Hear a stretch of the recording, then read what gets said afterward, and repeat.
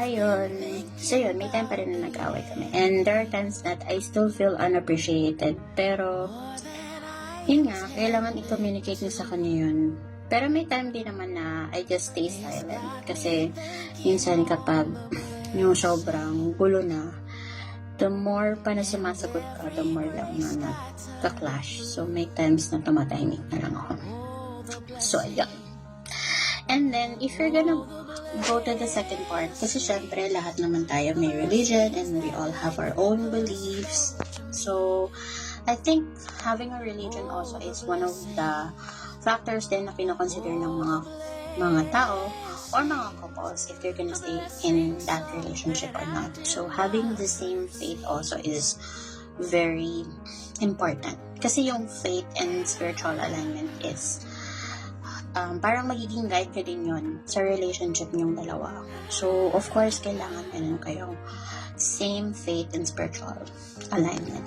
So, yun. Pangalawa, dun sa if you're gonna base it in the Bible, of course, love and respect is very important. Love and respect. Together yun hindi yung magkahiwalay Ayos kayo And of course, next is kindness and patience. Kindness and patience. Naka-bold yun. Kindness and patience, important yun. Kahit na inis ka na, kailangan mo pa rin maging patient. And kapag hindi ka na patient, just shut up na lang and tsaka ka na lang makipag-usap kapag malamig na ang ulo mo. Ganon. And next is wisdom and discernment. Ito is parang important din to in finding the right partner. Kasi, di ba, doon sa reality, kailangan mong humanap ng partner na mature. Kasi, di ba? Kasi, important yan, di ba? Pero dito kasi sa wisdom and discernment, hindi lang siya basta maturity.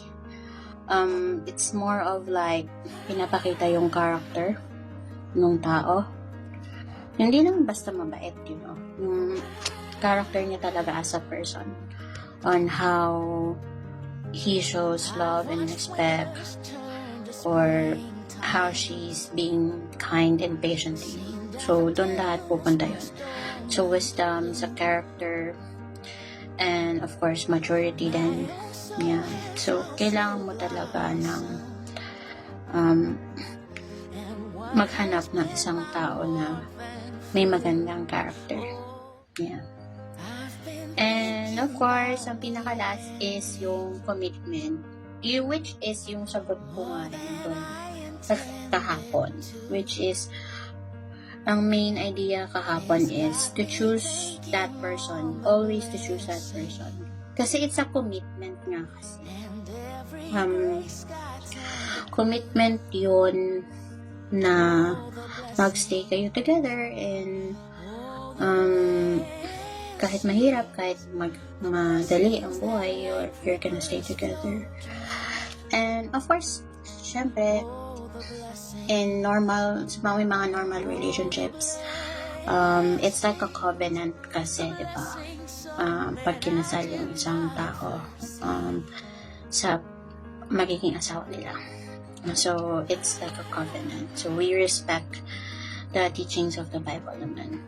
But of course, in my case kasi, since I'm in a same-sex relationship, even though I wanted to get married, hindi kasi siya possible dito sa Pilipinas and it's not widely accepted din kasi talaga. So, I just respect that na hindi siya talaga po pwede gawin sa simbahan. But of course, it doesn't mean na we don't love and respect each other and we can't be together. Kasi ang tingin kasi ng ibang tao is it's a sin to be in a same-sex relationship. Pero I keep on trying to research on it and I keep on trying to ask myself na mali ba tong relationship na to? Kasi I'm in a same-sex relationship. Pero I don't think na mali siya. Mali siya kung walang respect wala siyang love, wala siyang trust, and wala siyang kindness and patience sa isa't isa. So, mas gugustuhin ko pa na maging nasa ganitong relationship kasi naman nasa makipag-relasyon pa naman sa lalaki tapos wala naman lahat yung mga yun, di ba? Kung walang respect, walang patience, walang kindness, at walang love, then mahirap yun. And yeah, of course, having same-sex relationship, it's a very long discussion, and I think it's up for another discussion. Maybe next time I'm gonna talk more about it.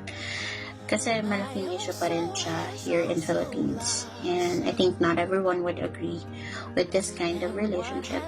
So what I want, or what I'm asking for, is not just respect or acceptance, but or maybe some people, they would just ask for tolerance. Pero, I think siguro na lang. A little bit of kindness na lang. Kasi kung wala namang ginagawang masama sa'yo yung mga tao na yun, I think they somehow still deserve that kindness. Diba? So, kung wala ka naman ding magandang sasabihin dun sa mga ganung tao, huwag mo na lang sabihin. Kasi nagkakasala ka lang din. And I think at the end of the day, si God lang ang nakakaalam, and He is the only one who will judge us in the end. And He knows our heart naman eh. So, He knows naman if we're doing the right thing or the wrong thing. I'm not sure kung tama pa yung grammar ko. Basta yun, the realization for today is just be careful in choosing your partner. Kasi for a lifetime yun eh. And of course, you're gonna be spending time, years with that person. So, kung ayaw mo na masayang yung mga taon naman na yun with that person, then syempre, try to find the right partner as much as possible. Diba? But of course, sabi ko naman, hindi natin alam kung anong mangyayari sa buhay natin. And if you feel all the love and respect, the trust, the patience, the kindness na binibigay sa'yo ng tao na yan, kahit paano mahirap, kahit na may mga imperfections pa yung tao na yan, you're still gonna choose to love that person. So I'm going back to my same answer, just like yesterday.